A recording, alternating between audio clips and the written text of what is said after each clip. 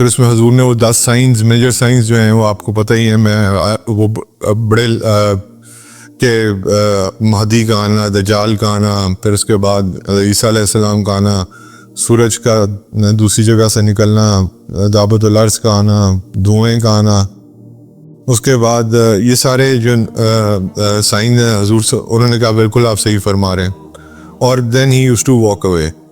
تو بیسکلی حضور نے پھر صحابہ کی طرف مخاطب ہو کہا کہ آپ کو پتہ ہی کون تھے؟ انہوں نے کہا کہ یا رسول اللہ میں اللہ اور آپ ہی بہتر جانتے ہیں. انہوں نے کہا یہ جبرائیل تھے بیسکلی، اور یہ Q&A سیشن کے تھرو آپ کو اپنا دین سکھا رہے تھے. اگر آپ نے کسی اچھا یہ بھی ایک دعوت کا طریقہ ہے.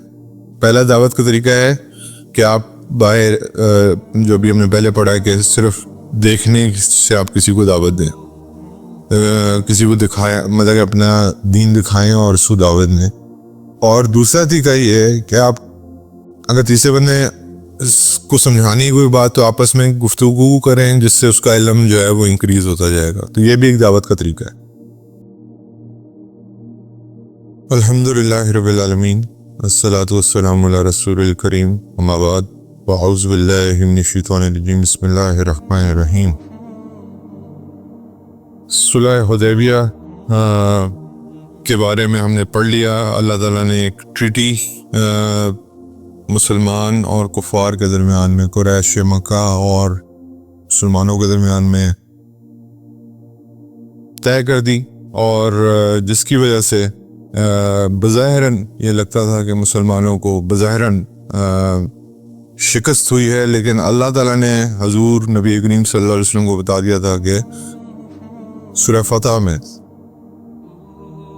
قرآن کی آیت نمبر قرآن کی سورت نمبر 48 ہے، یہ یاد رکھیے گا.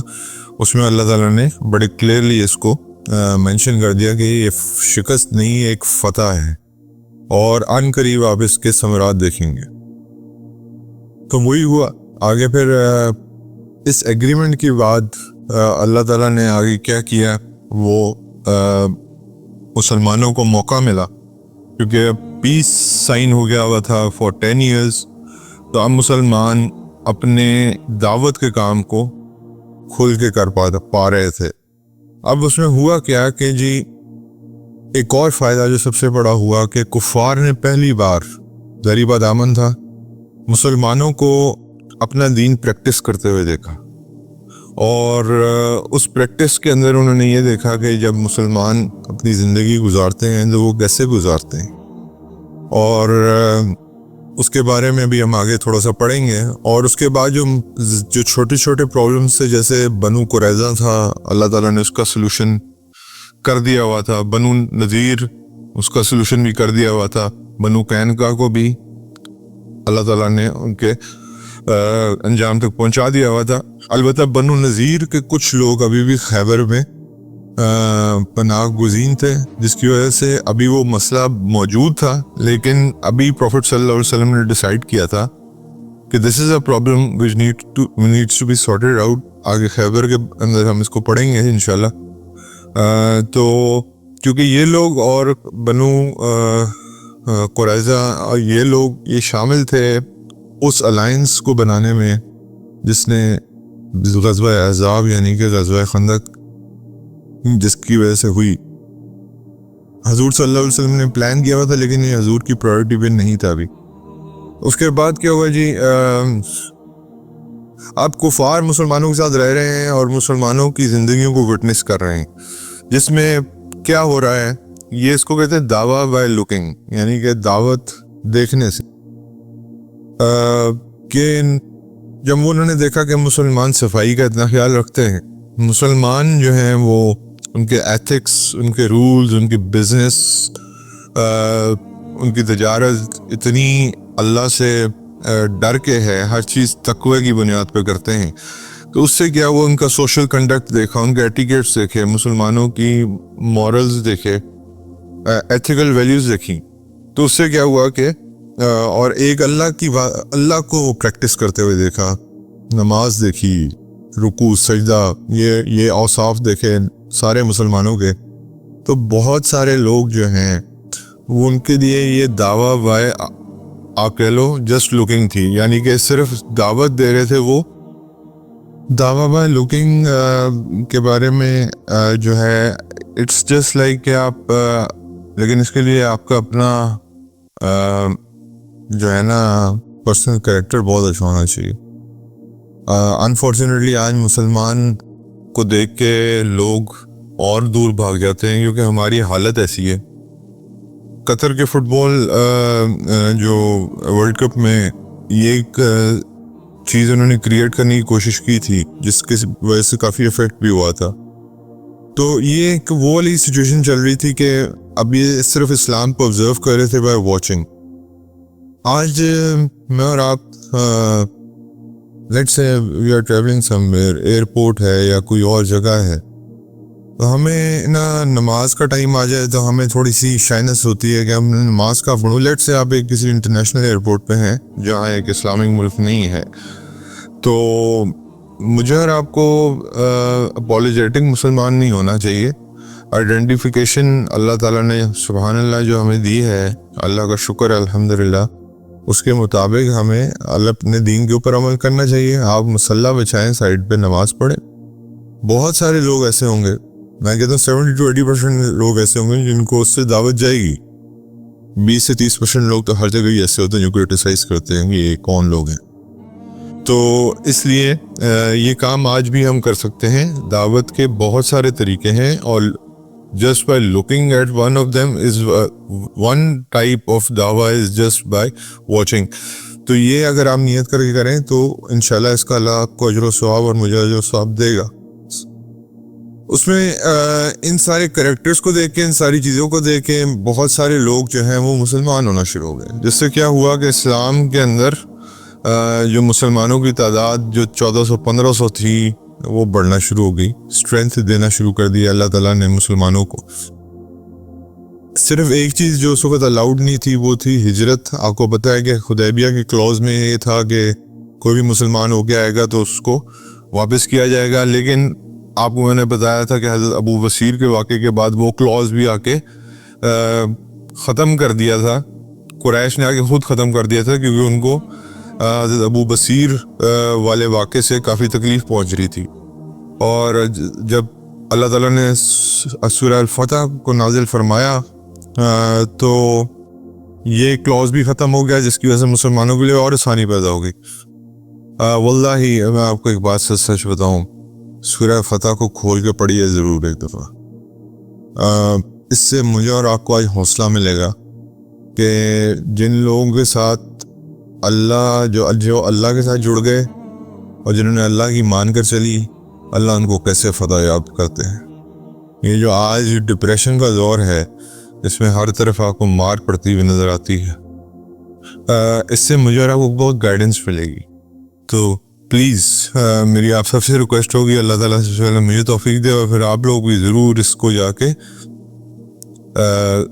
دیکھیں، پڑھیں. اس نظریے سے پڑھیں کہ مسلمانوں کو اللہ تعالیٰ نے کیسے ایک بظاہراً ایک ایسی ایگریمنٹ پہ جس میں مسلمانوں کی شکست نظر آئی تھی، اللہ نے اس کو کیسے بدلا ایک وکٹری کے اندر. قرآن میں سورہ فتح میں اللہ فرماتے ہیں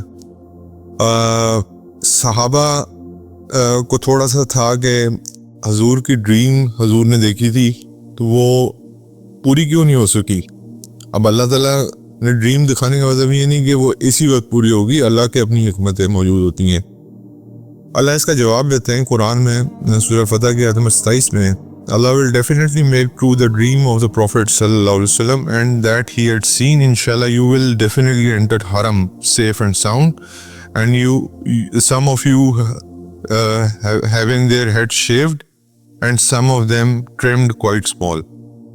تو آیت نمبر 27 میں اللہ تعالیٰ یہ فرما رہے ہیں، یہ وعدہ کر رہے ہیں کہ آپ ضرور میں اپنے نبی کی جو خواب ہے اس کو ضرور سچا کر کے دکھاؤں گا، اور آپ لوگ ضرور حرم میں انٹر ہوں گے سیفٹی اور سیکیورٹی کے ساتھ. آپ میں سے کئیوں نے پورا ہیڈ شیو کیا ہوگا اور کئیوں نے بال چھوٹے کیے ہوں گے. اس سے ایک اور بات یہ سمجھ آتی ہے کہ عمرے کے بعد آپ شیو بھی کروا سکتے ہیں اور چھوٹے بھی کروا سکتے ہیں، تو دونوں چیزیں یہ ہیں جائز ہیں. سو اللہ بیسکلی صحابہ کو یہ ایک تسلی دے رہا ہے کہ آپ پریشان مت ہوں, this is only we are strengthening you in ایمان اینڈ نمبرز. تو یہ میرا اس کے پیچھے حکمت یہ ہے. اور پھر یہ بڑا پاورفل ورس ہے سورہ فتح کا, اگین آیت نمبر 18 ہے, جس میں اللہ فرماتے ہیں یہ بیت رضوان جن صحابہ نے کی تھی ان کے شان میں نازل ہوا ہے. Allah has indeed become pleased with those who pledge allegiance under the tree. Allah has become pleased with them, and Allah looked at their hearts and seen the condition. Allah is pleased with them and giving them a good news of victory to come very very soon. یعنی کہ بیت رضوان کے جو اصحاب ہیں ان کی خصوصی طور پہ تعریف اللہ نے سورہ فتح کی آیت نمبر 18 میں کی ہے کہ اللہ تعالیٰ ان سے راضی ہو گیا, اللہ ان سے خوش ہو گیا, اور ضرور اللہ تعالیٰ نے ان کے دل دیکھے اور ان کے دلوں کے اندر جو تھا اللہ نے وہ دیکھا اور اللہ ان سے خوش ہو گیا اور راضی ہو گیا. تو میرے بھائیوں, اگر مجھے اور آپ کو یہ چیز ملے اور اللہ کی طرف سے آیت نازل ہو, اب تو خیر نہیں ہو سکتی کیونکہ اب تو یہ سلسلہ ختم ہو گیا, لیکن اگر آپ کو کوئی خبر ملے کہ اللہ آپ سے خوش ہیں تو اس سے بڑی خوشی کوئی اور خوشی نہیں ہے. اور اگر یہ خبر ملے کہ اللہ آپ سے ناراض ہیں, اس سے بڑا عبرتناک اور مسئلے والی چیز کوئی نہیں ہے. اب آپ سوچو کہ 1400-1500 صحابہ کے لیے آیت نازل ہوئی, اس لیے ان لوگوں کو اصحاب الشجرہ بھی کہا جاتا ہے. یاد رکھیے گا جیسے اصحاب بدر تھے یہ اصحاب الشجرہ ہیں. حضور صلی اللہ علیہ وسلم اکثر ان لوگوں کے بارے میں ذکر کیا کرتے تھے کہ اگر کسی نے کسی کو کچھ کہہ دیا تو حضور یہ فرمایا کرتے تھے کہ آپ اس کو کیسے کچھ کہہ سکتے ہیں, یہ بدر کے صحابی ہیں, یا پھر آپ ان کو کیسے کچھ کہہ سکتے ہیں کہ یہ بیت رضوان میں شامل تھے. یعنی کہ ان دو چیزوں کا اتنی بڑی ویلیو ہے. دیٹس وائی جو بدر میں لڑے اور جو پھر حدیبیہ میں بھی تھے ان کا لیول کچھ اور ہی ہے. وہ باقی لوگوں کا جو بعد میں بھی ایمان لے آئے صحابی بھی بنے, ان کا لیول شاید وہ نہیں ہو سکتا جو ان کا تھا. اور آپ اسپیسیفکلی ان لوگوں کو دیکھیں جو بدر میں بھی تھے اور حدیبیہ میں بھی تھے اور بیت رضوان میں بھی تھے, ان کا لیول کیا ہوگا اور ان کے بارے میں اللہ تعالیٰ نے کیا ارشاد فرمایا. اللہ تعالیٰ نے کہا میں ان سے خوش ہوں, اور یہ میری, اور بدر میں اللہ تعالیٰ نے کیا فرمایا تھا کہ میں نے ان کے سارے گناہ اگلے پچھلے معاف فرما دیے. تو یہ کتنی بڑی اللہ تعالیٰ کی طرف سے وہ تھی ایک. So you can imagine your self کہ اللہ مجھے اور آپ کو بھی یہ اگر کہے انشاءاللہ کہ اللہ مجھ سے خوش ہے, اور اللہ تعالیٰ وہ ٹائم جو میری موت کا وقت ہے, جو ہم سب کی موت کا وقت ہے, اگر یہ خبر ہمیں دے کہ میں تم سے خوش ہوں, جاؤ میری رضا کے پیچھے جنت میں داخل ہو جاؤ, تو یہ اللہ تعالیٰ کی کتنی بڑی ایک خوشخبری ہے کہ اس روح کی خوشی کا کوئی عالم نہیں ہوگا, اس کو نہ اپنی نکلنے کی تکلیف ہوگی. تو اب یہ اللہ تعالیٰ ہماری روحوں کو ان روحوں میں سے بنائے. اس کے بعد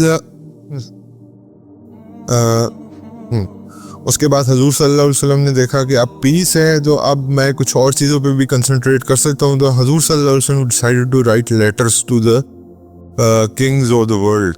اس وقت کے زمانے کے جو بڑے بڑے کنگز تھے ان کو حضور نے خطوط ارسال کیے. آج کے ایپیسوڈ میں ہم صرف جو ہیراکلس جو بیزنٹائن امپائر کا کنگ تھا, Byzantine empire basically Roman empire کے انڈر آتی تھی, اور اس کو جو لیٹر لکھا نبی کریم صلی اللہ علیہ وسلم نے اس کے بارے میں بات کریں گے. باقی جو لیٹرز ہیں ان کے بارے میں انشاءاللہ نیکسٹ ٹائم بات کریں گے, کیونکہ یہ لیٹر بہت اس کے اندر بہت ڈیپ باتیں ہیں, اس لیے اس کو صرف علیحدہ کر کے میں بتا رہا ہوں آپ کو. اس زمانے میں آپ کو پتہ کوئی ایئر کرافٹس ہوتے نہیں تھے, نہ کوئی کوریئر سروس موجود تھی. ایک ہورس مین ہوتا تھا جس نے وہ لیٹر لے کے جانا ہوتا تھا, یا کیمل کے اوپر مہینوں کا سفر ہوتا تھا. تو حضور صلی اللہ علیہ وسلم نے ہیراکلس کو لیٹر لکھا, اور ہیراکلس کو لیٹر لکھا اور حضرت دیاہ ابن خلیفہ رضی اللہ تعالیٰ عنہ کو, جو کہ ایک نہایت ہی ہینڈسم صحابی تھے. یہ اس طرح ہینڈسم صحابی تھے کہ ان کے بارے میں آگے آتا ہے کہ سید جبرائیل علیہ السلام جب آیا کرتے تھے اللہ کے نبی کے پاس تو ان کی شکل میں آتے تھے. He was such a handsome person. تو اس سے ایک اور لیسن مجھے اور آپ کو ملتا ہے کہ آپ نے اگر اپنا ایمبیسڈر بھیجنا ہے کسی رولر کو تو آپ ایک ایسی کرزمیٹک پرسنالٹی کو چنیں جس کا اثر جو ہے وہ اگلے پہ بھی پڑے. تو تھوڑا سا آف ٹاپک جا رہا ہوں میں، لیکن یہ بات بتانا بہت ضروری ہے. حضور صلی اللہ علیہ وسلم کے پاس ایک انسان آتے تھے جو he was very good looking. ان کی کلوتھنگ جو ہوتی تھی وہ بالکل وائٹ ہوتی تھی، ہیئرز جو ہیں وہ جیٹ بلیک ہوتے تھے، اور ایسے دیکھ کے لگتا نہیں تھا کہ وہ کوئی سفر کر کے آ رہے ہیں. سفر کر کے جب انسان آتا ہے تو بال بھی تھوڑے بکھر جاتے ہیں یا مٹی پڑ جاتی ہے، لیکن وہ آتے تھے ہمیشہ ایسی کنڈیشن میں آتے تھے. اور وہ پہ کیا کرتے تھے کہ دو زانوں یعنی کہ نیل ڈاؤن، جیسے آپ قعدہ میں بیٹھتے ہو نماز میں دو زانوں ہو کے بیٹھتے ہو، اس طرح نبی کریم صلی اللہ علیہ وسلم کے سامنے بیٹھتے تھے اور اپنی نیز کو حضور کی نیز کے ساتھ جوڑ لیا کرتے تھے. اور پھر حضور صلی اللہ علیہ وسلم سے سوال کیا کرتے تھے. پہلا سوال کیا کرتے تھے، اکثر سوال کیا کرتے تھے کہ واٹ از اسلام. حضور صلی اللہ علیہ وسلم جواب دیا کرتے تھے اسلام از the 5 pillars, بیسکلی ایمان، توحید، نماز، زکوٰۃ، روزہ اور حج. یہ اللہ کے نبی کا جواب ہوتا تھا. صحابہ اس چیز کو دیکھ کے بڑا سرپرائز ہوا کرتے تھے. وہ آگے سے کہتے تھے آپ بالکل صحیح فرما رہے ہیں. کہتے پھر یہ پوچھ کیوں رہے ہیں؟ اگر ان کو جواب پہلے ہی پتا تھا، میں آپ سے پوچھوں کہ آپ کی عمر کتنی ہے، آپ مجھے کہو گے لیٹ سے 40 ہے، تو میں کہوں گا ہاں مجھے پتا تھا، تو آپ کہیں گے آپ پوچھ کیوں رہے ہیں؟ تو بات وہی ہے کہ صرف پھر اگلا سوال وہ پوچھتے تھے واٹ از ایمان، ایمان کیا چیز ہے؟ تو نبی کریم صلی اللہ علیہ وسلم فرمایا کرتے تھے ایمان کے پلرز گنوایا کرتے تھے، یعنی کہ اللہ پہ یقین، اللہ کے رسولوں پہ یقین، اللہ کے فرشتوں پہ یقین، اللہ کی کتابوں پہ یقین، مرنے کے بعد جی اٹھنے پہ یقین، اس کے بعد تقدیر پہ یقین. یہ جو ہمارے ایمان کے حصے ہیں وہ آگے سے فرمایا کرتے تھے آپ بالکل صحیح کہہ رہے ہیں. اس کے بعد وہ پوچھتے تھے احسان کیا ہے؟ تو حضور صلی اللہ علیہ وسلم نے اس کا بھی جواب دیا کہ احسان یہ ہے کہ کسی کے ساتھ ایسا برتاؤ کرنا کہ جو آپ اپنی ہوتے ہوئے آپ کسی کے اوپر بلا وجہ، مطلب کہ بلا کسی مقصد کے اس کے اوپر اس کی مسئلے کو حل کریں، اس کا ہیلپ کریں اپنے بھائی کی. وہ آگے سے کہتے تھے بالکل ٹھیک. اسی طرح حضور سے وہ سوال کرتے تھے کہ when is the hour coming، یعنی کہ کب قیامت کب آئے گی. تو آگے سے حضور جواب دیتے تھے جتنا پوچھنے والے کو پتہ ہے اتنا ہی بتانے والے کو پتہ ہے، یعنی کہ جتنا آپ کو پتہ اتنا مجھے پتہ ہے. یعنی کہ نہیں پتہ، یہ آپ کو پتہ قیامت ایک ایسی چیز ہے جو حضور صلی اللہ علیہ وسلم نے کہا کہ مجھے بھی نہیں پتہ کہ کب آئے گی. پھر انہوں نے یہ سوال کیا کہ what are the signs of the hour. پھر اس میں حضور نے وہ 10 سائنز، میجر سائنز جو ہیں وہ آپ کو پتہ ہی ہیں، میں وہ بڑے کہ مہدی کا آنا، دجال کا آنا، پھر اس کے بعد عیسیٰ علیہ السلام کا آنا، سورج کا دوسری جگہ سے نکلنا، دعوت الارض کا آنا، دھوئیں کا آنا. اس کے بعد یہ سارے جو سائن ہیں حضور سے انہوں نے کہا بالکل آپ صحیح فرما رہے ہیں. اور دین ہی یوز ٹو واک اوے. تو بیسکلی حضور نے پھر صحابہ کی طرح مخاطب کو کہا کہ آپ کو پتہ ہے کون تھے؟ انہوں نے کہا کہ یا رسول اللہ میں اللہ اور آپ ہی بہتر جانتے ہیں. انہوں نے کہا یہ جبرائیل تھے بیسکلی، اور یہ Q&A سیشن کے تھرو آپ کو اپنا دین سکھا رہے تھے. اگر آپ نے اچھا یہ بھی ایک دعوت کا طریقہ ہے. پہلا دعوت کا طریقہ ہے کہ آپ باہر جو بھی ہم نے پہلے پڑھا ہے کہ صرف دیکھنے سے آپ کسی کو دعوت دیں، کسی کو دکھائیں، مطلب کہ اپنا دین دکھائیں اور اس کو دعوت دیں. اور دوسرا طریقہ یہ ہے کہ آپ اگر تیسرے بندے کو سمجھانے کی کوئی بات تو آپس میں گفتگو کریں جس سے اس کا علم جو ہے وہ انکریز ہوتا جائے گا. تو یہ بھی ایک دعوت کا طریقہ ہے. خیر بات واپس چلتی ہے. حضرت دیا ابن خلیفہ الکلبی رضی اللہ تعالیٰ عنہ ان کی فارم میں آیا کرتے تھے، حضرت جبرائیل کی ان کی فارم میں آیا کرتے تھے. ہی was very very very beautiful and smart صحابی. یہ جب ہیراکلس کے پاس پہنچے اور حضرت دیا اسٹریٹ انٹر ہوئے ہیں اس کے اس میں جو اس کا ایک قلعہ تھا. اس میں انٹر ہو کے فرمایا کہ میں ایک لیٹر لے کے آیا ہوں اور یہ لیٹر پروفٹ محمد کی طرف سے ہے, اور لیٹر پڑھ کے سنایا. حضور کے لیٹرز بڑے اسٹریٹ ٹو دا پوائنٹ ہوا کرتے تھے. سب سے پہلے لیٹر کا متن کیا ہوتا تھا؟ بسم اللہ الرحمن الرحیم, فرام رسول اللہ صلی اللہ علیہ وسلم ٹو ہیراکلس. سلامتی ہو اس پہ جو ہدایت پہ ہے. Accept the message and you will be saved. If you don't accept the message, then you will bear the sin of all your subjects. بس اتنی سی بات. یہ میسج ہے توحید کا. اگر آپ اس کو ایکسیپٹ کر لیں گے تو آپ بچ جائیں گے, اور اگر آپ نہیں ایکسیپٹ کرتے تو پھر آپ اپنی سنز یعنی گناہوں کا بوجھ خود اٹھائیں گے. بس اتنی بات کر کے اور پھر دین اسلام کا تھوڑا سا سمری بتا کے دیٹس اٹ. یہ پروفٹ صلی اللہ علیہ وسلم کی ایک اور بات سے پتہ چلتا ہے کہ جو آپ کی دعوت ہے وہ ٹو دا پوائنٹ ہونی چاہیے. اس میں کوئی لمبے چوڑے جو ہے نا واز نہیں ہونے چاہیے. اس میں لوگ تنگ پڑ جاتے ہیں. سیدھی بات کرنا ہے, قولن سدید, سیدھی بات کریں.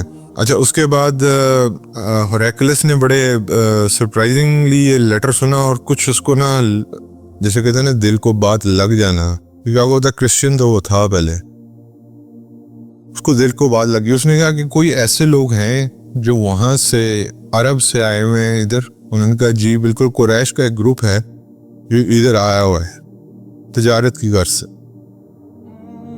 ہیراکلس نے آرڈر کیا ہے بلاؤ ان کو, اور جب بلایا گیا تو اس میں ابو سفیان رضی اللہ تعالیٰ عنہ اس وقت مسلمان نہیں تھے. اس وقت بدترین دشمن تھے اسلام کے, آپ کو پتہ ہے. اور ان کے ساتھ جو لوگ تھے ان کو بلایا گیا. نو آپ یہ سوچیں کہ ابو سفیان جو ہیں وہ ویسے ہیراکلس سے ملنے کا سوچ بھی نہیں سکتے تھے, لیکن حضور کی خط کی برکت دیکھیں, اس کی وجہ سے ان کی ملاقات کس سے ہوگی؟ The king, the emperor of Byzantine empire سے.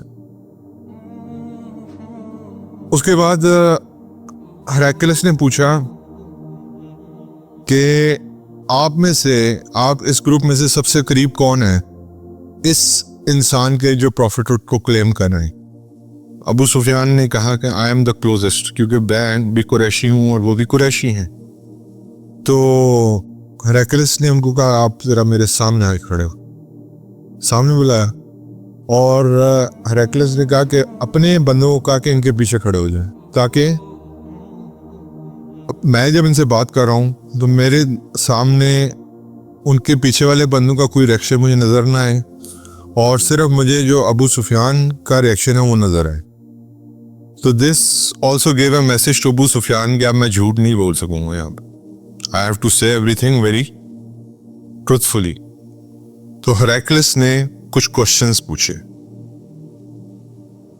سب سے پہلا سوال ہیراکلس نے پوچھا پروفٹ صلی اللہ علیہ وسلم کی لینیج کیسی ہے؟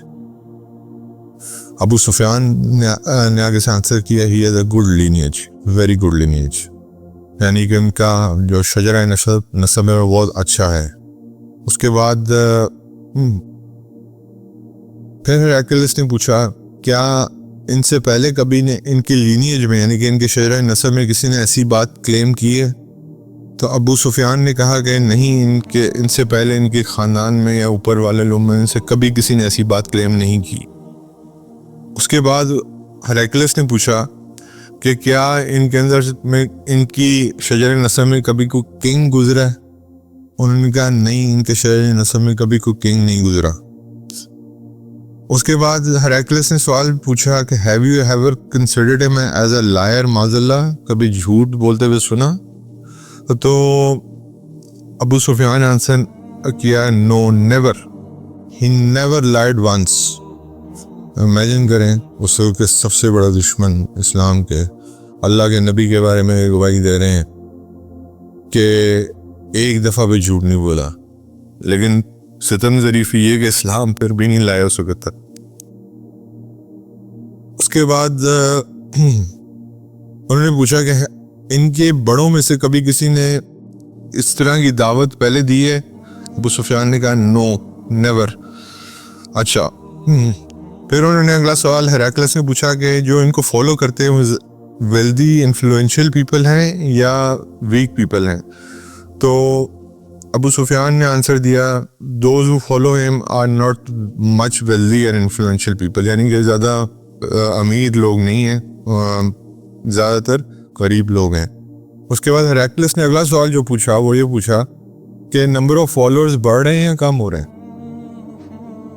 تو ابو سفیان نے جواب دیا کہ نمبر آف فالوورز بڑھ رہے ہیں، انکریز کر رہے ہیں۔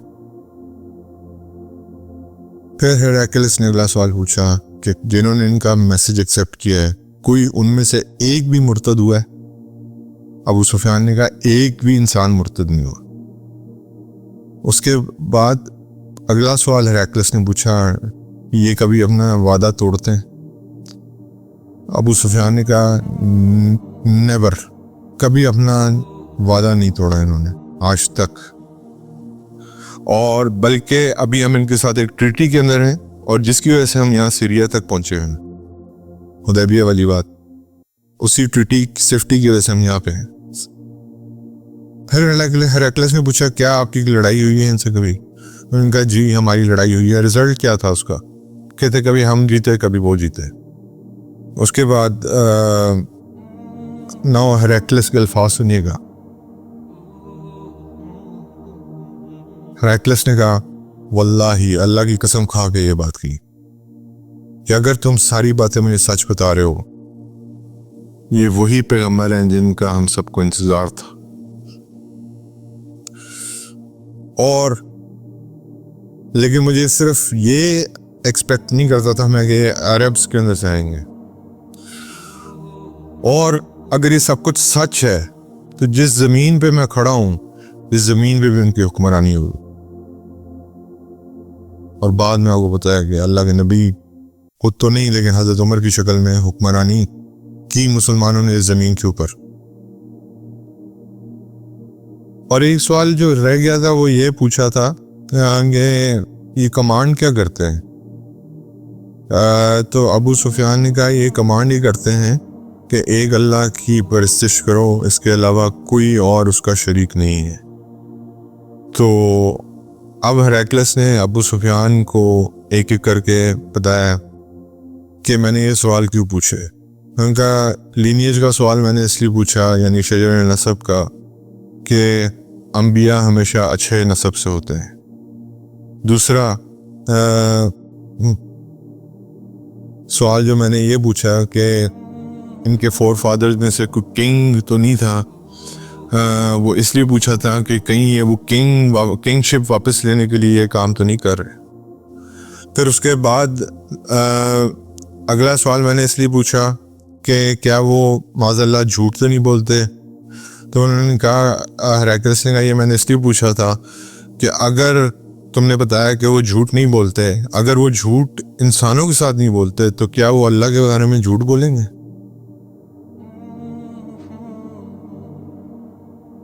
اس کے بعد فالوورز کے بارے میں نے اس لیے پوچھا کہ وہ ویلدی ہیں یا انفلوئنشل ہیں یا غریب ہیں۔ تو آپ نے جو جواب دیا وہ یہ تھا کہ زیادہ تر انفلوئنشل اور ویلدی یعنی کہ پیسے والے نہیں ہیں۔ تو یاد رکھنا انبیاء کے فالوورز ہمیشہ متوسط طبقے کے ہوتے ہیں یا غرباء ہوتے ہیں۔ اس کے بعد میں نے یہ پوچھا کہ کیا پرومسز اپنے وہ کیپ کرتے ہیں، یعنی کہ اپنے وعدہ نبھا کرتے ہیں؟ تو انہوں نے کہا کہ نبی کبھی اپنے وعدے سے نہیں پھرتا۔ پھر اس کے بعد انہوں نے یہ پوچھا کہ میں نے جو آپ سے پوچھا کہ لڑائیاں ہوئی ہیں آپ کے بارے میں، آپ دونوں کے اندر، ان کا کہ ہمیشہ انبیاء کو شکست بھی ہوئی اور جیتے بھی، لیکن الٹیمیٹ وکٹری کس کو ہوئی؟ ہمیشہ نبیوں کو۔ تو وہ اس نے جواب دے دیا کہ یہ جس زمین پہ میں کھڑا ہوں یہ زمین بھی جلدی ان کے انڈر کمانڈ ہوگی۔ اب یہ ساری چیزوں کا لاجک جو ایک نبی کے ہونے کا وہ ہیراکلس نے پوچھ لیا اور اس نے بتا دیا کہ یہ وجہ تھی کہ میں نے سارے سوال پوچھے، اور اس میں ابو سفیان جو تھے انہوں نے ایک ایک آنسر سچ اور حق پہ دیا۔ اب جو لوگ تھے ہیراکلس کے اراؤنڈ، جو اس کے دربار میں لوگ تھے، انہوں نے ایک شور مچانا شروع کر دیا، انکمفرٹیبل سچویشن بنتی گئی، جس کی وجہ سے Abu Sufyan and his group had to leave. اور اس کے بعد کیا ہوا کہ سبحان اللہ، ابو سفیان کے منہ سے کیا الفاظ نکلے کہ یہ محمد بن عبداللہ یعنی کہ رسول اللہ صلی اللہ علیہ وسلم، یہ وقت آ گیا ہے کہ رومن کنگ جو ہے وہ ان سے خوف کھا رہا ہے، یعنی کہ ان کا خوف جو ہے وہ رومن کنگ تک پہنچ گیا. اور ابو سفیان یہ بھی فرمایا کرتے تھے بعد میں کہ جب میرا مکالمہ ہوا تھا ہیراکلس کے ساتھ، that was the first time I felt کہ اسلام سچا دین ہے. ایکسیپٹ نہیں کیا اس وقت بھی، آپ کو بتائیے فتح مکہ پہ ایکسیپٹ کیا تھا، لیکن اور same was the case with Heracles. Heracles کو نے اپنی کو دل کو تو لگ گئی تھی یہ بات، لیکن اس نے ایکسیپٹ نہیں کیا. اس نے پھر اپنے چیفز جو اس کے ظاہری بات ہے منسٹرز وغیرہ تھے، ان کو بلایا اور پوچھا کہ یہ آپ بتاؤ، یہ جو میسیج ہمارے پاس آیا اس کے بارے میں کیا کرنا چاہیے. وہ جو تھے وہ بڑے اسٹانچ کرسچنس تھے، وہ دروازے کی طرف بھاگے، یعنی کہ وہ اس میسیج سے دور بھاگنے کی انہوں نے کوشش کی، دروازے کو لاک پایا. تو ہیراکلس بیسیکلی یہ دیکھنا چاہ رہا تھا کہ میرے منسٹرز اگر مان جاتے تو میں بھی مان جاؤں گا. وہ ہوتا ہے نا کہ نرو چیک کرنا اپنی عوام کی کیا ہے. جب اس نے دیکھا کہ نہیں یہ نہیں مان رہے تو میری کنگ شپ بھی خطرے میں جا سکتی ہے، تو اس نے کہا میں تو ویسے ہی چیک کر رہا تھا کہ تم لوگ اپنے ایمان پہ کتنا مضبوط. تو یعنی کہ اندر سے حق پتہ چل گیا تھا. اب انفارچونیٹلی بس صرف وہی کرسی جو لالچ ہے اس نے مروا دیا. اس لیے اس نے کہا کہ پریشان مت ہو، وی ول ناٹ فالو ہم. اللہ معاف کرے، حق پہنچا لیکن فالو نہیں کیا. یہی میرا اور آپ کا مسئلہ ہے آج. مجھے اور آپ کو پتہ ہے حق کیا ہے، سچ کیا ہے، جھوٹ کیا ہے، لیکن ہم اتنی دیر لگا دیتے ہیں یا کئی دفعہ اس کو ایکسیپٹ کرتے ہی نہیں ہیں کہ ہم پہ اللہ تعالیٰ کے عذاب نازل ہونا شروع ہو جاتے ہیں. آج مجھے آپ کو اور آپ کو پتہ ہے کہ رشوت لینا حرام ہے، ہم لے رہے ہیں، پھر اللہ کے عذاب تو آئیں گے. مجھے اور آپ کو پتہ ہے سود لینا حرام ہے، لے رہے ہیں، اللہ کے عذاب تو آئیں گے.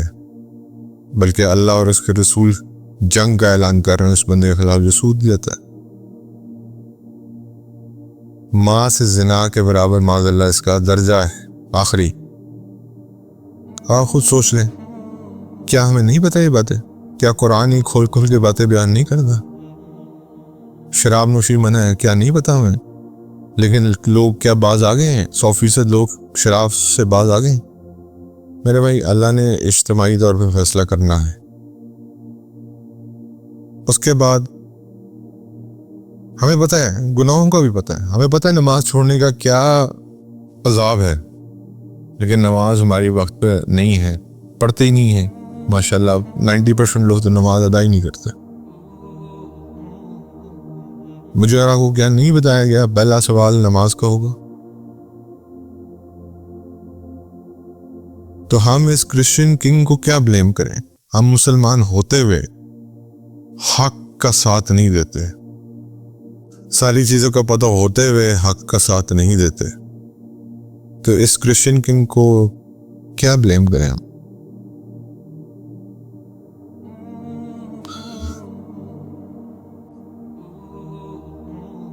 اللہ کی انسٹرکشنز ہمارے سامنے ہیں، کھلی کتاب کی طرح ہے، کتنی ہم فالو کرتے ہیں. آپ ایک دن کا اسکیجول بنا کے دیکھ لیں کہ دن میں گناہ کتنے ہوتے ہیں، نیکیاں کتنی ہوتی.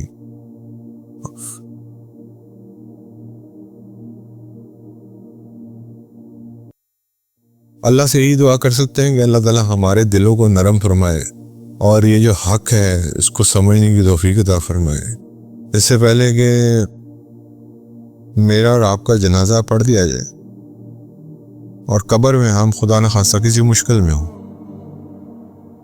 حضرت عمر بن عاص رضی اللہ تعالیٰ عنہ اتنے بڑے صحابی ہیں، وہ اپنے بیٹے کو کہہ رہے ہیں کہ بیٹا میرے پاس بیٹھنا جب تک ایک اونٹ ذبح کرنے کا ٹائم ہوتا ہے، کیونکہ جب مجھ سے سوالات ہوں گے تو میں گھبرا رہا ہوں گا، میرا اور آپ کا کیا بنے گا؟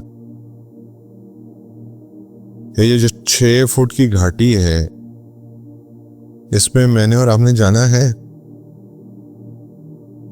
کیا بنے گا؟ اندھیری جگہ پہ جب منکر اور نکیر آئیں گے، ان کے سوالوں کا کیا جواب دیں گے؟ وہ آج کی رات ہو سکتی ہے، وہ کل کی رات ہو سکتی ہے، وہ کوئی بھی رات ہو سکتی ہے. whether I am prepared for it or not. نبی کریم صلی اللہ علیہ وسلم کی سیرت مبارک اگین یہ کوئی سٹوری نہیں ہے، یہ راستہ ہے عمل کرنے کا، یہ کوئی کہانی نہیں ہے، یہ ایک ضابطہ حیات ہے. Islam is a complete code of life. اسلام ایک مکمل ضابطہ حیات ہے. میں اور آپ مانے نہ مانے، اللہ کو اس سے کوئی فرق نہیں پڑتا. پوری دنیا اس چیز کا منکر ہو جائے، اللہ کو کوئی فرق نہیں پڑتا. پوری دنیا اس چیز پہ آ جائے، اللہ کو کوئی فرق نہیں پڑتا. اللہ کے خزانے اتنے بڑے ہیں کہ اللہ کو ان چیزوں سے کوئی فرق نہیں پڑتا کہ سارے نافرمان ہو جائیں یا سارے فرمانبردار ہو جائیں. اللہ کے خزانوں میں ذرہ برر بھی فرق آنے والا نہیں. فائدہ کس کا ہے اور نقصان کس کا؟ میرا اور آپ کا. اس کی اللہ تعالیٰ ہمیں ہدایت نصیب فرمائے. کوئی احادیث اور اللہ کے فرمان اور کچھ اللہ والوں کے فرمان آپ کے سامنے رکھ دوں. حضور صلی اللہ علیہ وسلم نے فرمایا جو شخص تلوار، ہتھیار یا اسلحہ لے کر گھر سے باہر نکلے وہ اسے چھپا کر رکھے، کہیں ایسا نہ ہو کہ معمولی غفلت اور سستی کی وجہ سے مسلمانوں میں سے کسی کو نقصان ہو جائے. اور آج ہم ماشاءاللہ اسلحہ لہرا رہے ہوتے ہیں. ایک اللہ والے فرماتے ہیں حق تعالیٰ کی محبت کی علامت یہ ہے کہ اخلاق اور اعمال اور تمام امور و عادات میں اللہ کے نبی صلی اللہ علیہ وسلم کی اتباع کی جائے. یعنی کہ اللہ کی محبت اس چیز سے جڑی ہوئی ہے کہ اللہ کے نبی کی سنتوں کی اتباع کی جائے. اس کے بعد ایک اور اللہ والے فرماتے ہیں اگر عمل سنت کے مطابق نہ ہو تو اللہ تعالیٰ کی بارگاہ میں قبول نہیں ہوتا، اگرچہ وہ کتنا ہی اچھا کیوں نہ ہو، کتنی نیک نیتی سے کیوں نہ کیا گیا ہو، کتنا ہی خالص کیوں نہ ہو. آپ بکرے، بکری، کیمل جس کو بھی ذبح کرتے ہیں، اگر وہ حضور صلی اللہ علیہ وسلم کے طریقے پہ نہیں ہے تو کوئی فائدہ نہیں ہے. پھر اللہ تعالیٰ قرآن میں فرماتے ہیں جو لوگ رسول اللہ صلی اللہ علیہ وسلم کے حکم اور طریقے اور سنت کے مخالفت کرتے ہیں وہ ایسا کرنے سے باز آ جائیں، کہیں ایسا نہ ہو کہ حکم رسول کی مخالفت کی وجہ سے ان پر کوئی آزمائش یا دردناک عذاب نازل ہو جائے.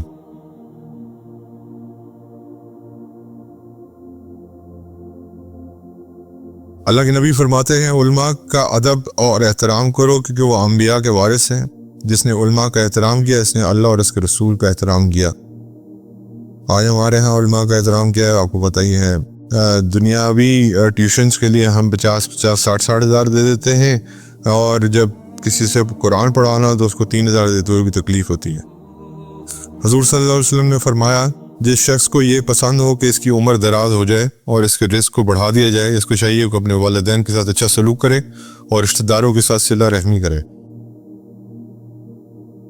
اور پھر اللہ کے نبی آگے فرماتے ہیں نکاح میری سنت ہے، جس نے میری سنت پر عمل نہ کیا وہ مجھ سے نہیں. تم شادی کرو کیونکہ میں تمام امتوں میں سب سے زیادہ امتیوں والا ہوں. جو مالدار ہو وہ شادی کر لے، جس کے پاس شادی کرنے کی وسعت نہ ہو وہ خوب روزے رکھے، یہ روزے شہوت کی آگ کو ٹھنڈا کر دیں گے. پھر اللہ آگے فرماتے ہیں تمہارے لیے رسول اللہ صلی اللہ علیہ وسلم کی زندگی بہترین نمونہ ہے. یہ قرآن کے اندر موجود ہے اور یہ جو ہم سیرت پڑھ رہے ہیں اس کی وجہ بھی صرف یہ ہے کہ یہ نمونہ کسی طرح ہماری زندگی کے سامنے رہے اور اس پہ ہم عمل کرنے والے بنے. نبی کریم صلی اللہ علیہ وسلم نے فرمایا جس نے اپنے بھائی کی طرف لوہے کی چیز سے اشارہ کیا تو فرشتے ہر حال پہ اس پہ لعنت کرتے ہیں، خواہ اس کی ماں باپ کی طرف سے سگا بھائی کیوں نہ ہو. تو لوہے کی چیز سے اشارہ کسی کی طرف مت کریں، فرشتوں کی لعنت پڑتی ہے ایسے بندے پہ. اللہ تعالیٰ ہمیں نا حدیث پہ عمل کرنے کی توفیق عطا فرمائے. جزاکم اللہ خیر.